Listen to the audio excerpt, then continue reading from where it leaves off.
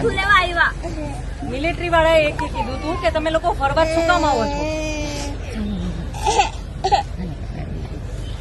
લોકોના ઘર બરબાદ કરી દીધા.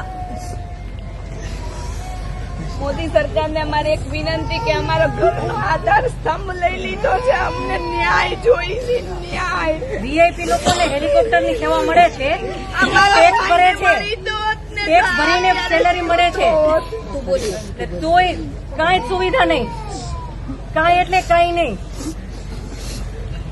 હેલિકોપ્ટર તો છોડો, કોઈ એમ્બ્યુલન્સ નહીં, કોઈ માણસ નહીં, કોઈ મિલિટરી નહીં, કોઈ ઓફિસર નહીં. આતંકવાદી આટલી સામે આવીને ગોળી મારી દેશે તો આપણી સરકાર કરે છે શું? અમે ત્યાં ફરવા ગયા તો અમે જ્યાં જોઈએ ને મિલિટરી, તો અમને એમ કે સારામાં સારી જગ્યા છે, સેફમાં સેફ જગ્યા છે.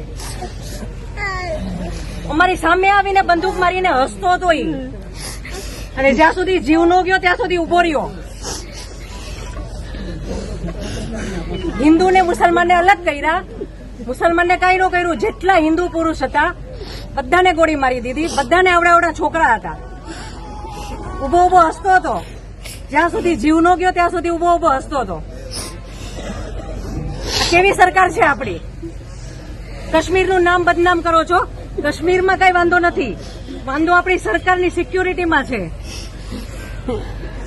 આટલા ટુરિઝમ ત્યાં હતા ઉપર, એક મિલિટરી મેન નહીં, કોઈ પોલીસ મેન નહીં, કોઈ ફેસિલિટી નહીં, કાંઈ જ નહીં, કોઈ મેડિકલ કેમ્પ નહીં,